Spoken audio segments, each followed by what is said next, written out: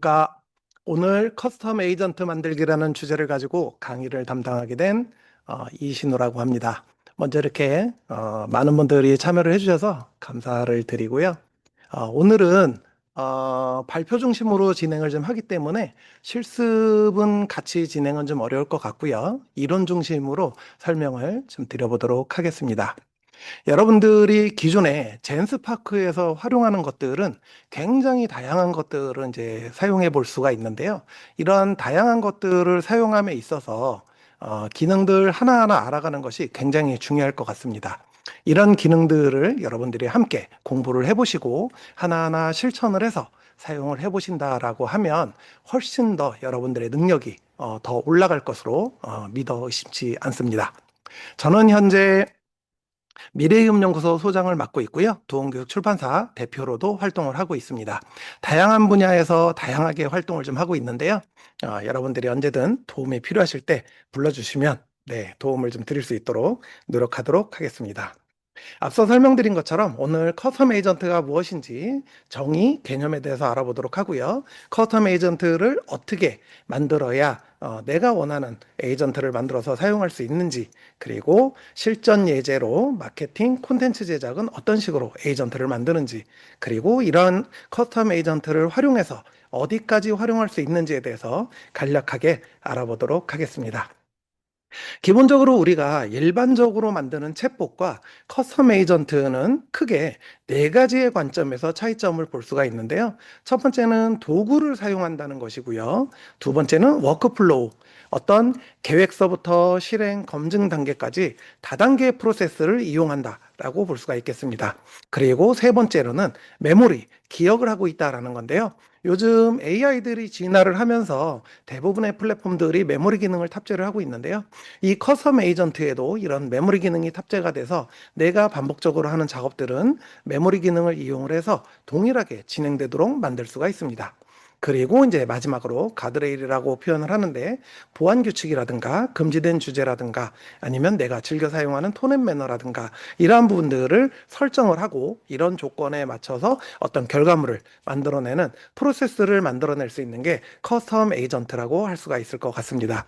일반적으로 답변을 주고 받는 것으로 끝나는 일반 챗봇과는 많이 차이가 좀 있다라고 할 수가 있겠고요.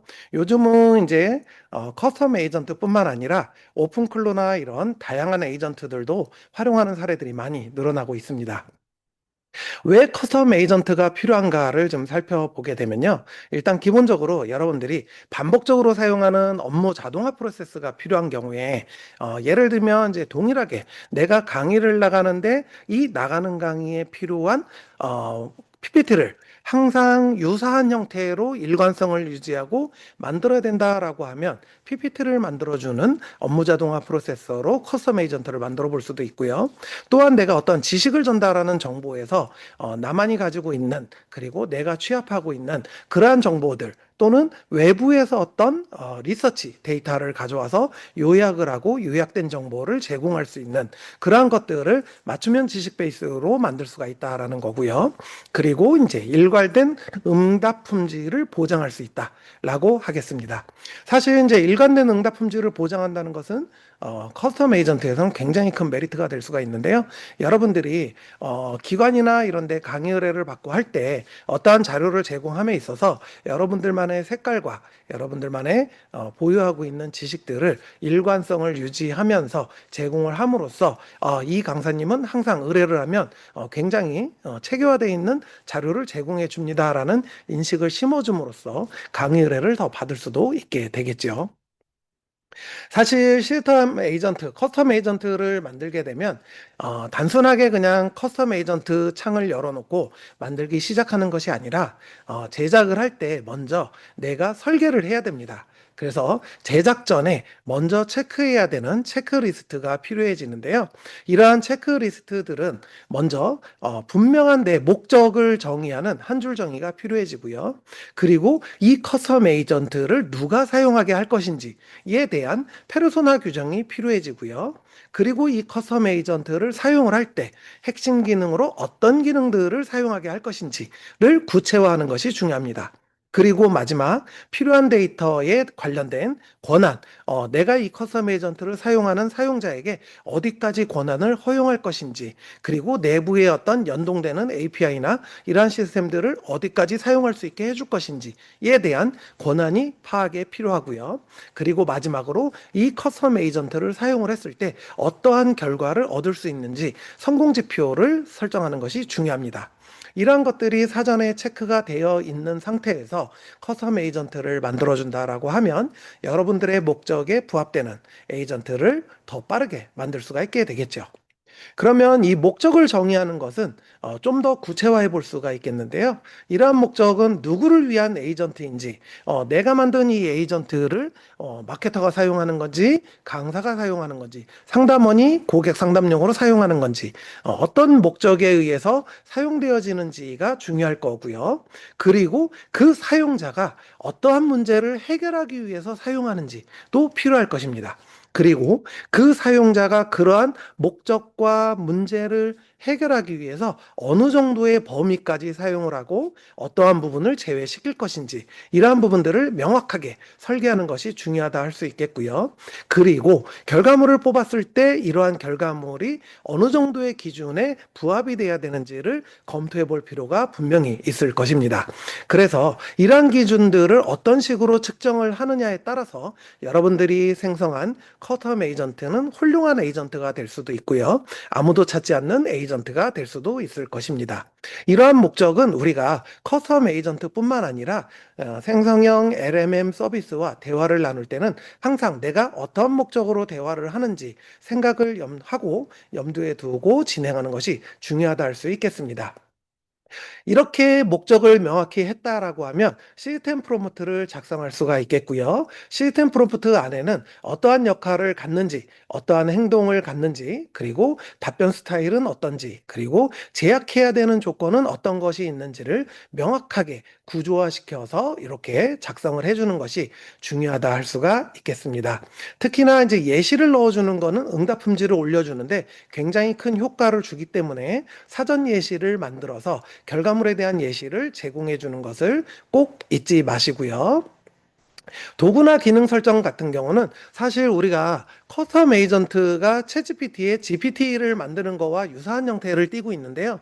GPT와 좀 다르게 차별화되어 있는 점 중에 하나다라고 하면 GPT 같은 경우는 외부의 어떤 기능을 연동을 시킨다라고 하면 그 기능들을 끌어오는데 제약사항들이 있고 초보자들이 끌어오기 어려운 부분들이 있는데 젠스파크 에이전트 같은 경우는 내가 원하는 기능들을 말로 설명을 하고 구현을 해놓게 되면 그 기능들을 젠스파크 내에서 자동으로 에이전트를 호출해서 끌어다가 사용할 수 있는 구조가 되어 있습니다. 그래서 이러한 구조로 되어 있다 보니 젠스파크의 에이전트 같은 경우는 다른 프로세서에 있는 챗봇이나 이러한 기능들보다 훨씬 더 막강한 기능을 가지고 있다라고 자신 있게 말씀드릴 수 있을 것 같습니다.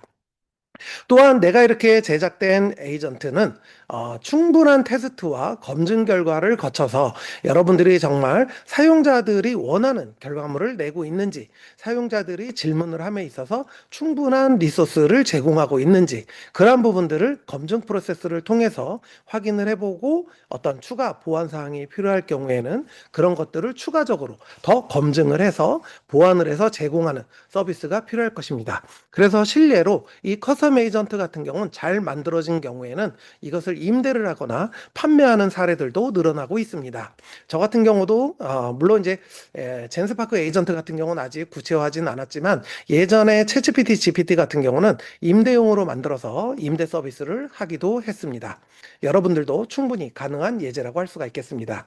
그러면 마케팅 콘텐츠 제작 사례를 좀 살펴보게 되면 설정에는 룰과 보이스 번이라는 기준을 넣어두고요. 이러한 기준을 명확하게 제시를 해주면 우리 에이전트가 처리 프로세스를 통해서 결과물을 만들어내는 시스템으로 구성을 만들어 주는데요. 이러한 구성이 크게 어렵지 않게 만들어낼 수가 있다라고 할 수가 있겠습니다. 그래서 여러분들이 만드는 에이전트를 구체화하려면 좀 더 디테일하게 만들려면 구체적으로 작성을 하고 작은 주기로 반복 개선을 시켜주고 예시를 줘서 자산화를 하고 사용자 피드백 채널을 운영하는 것이 굉장히 중요하다 할 수 있겠습니다.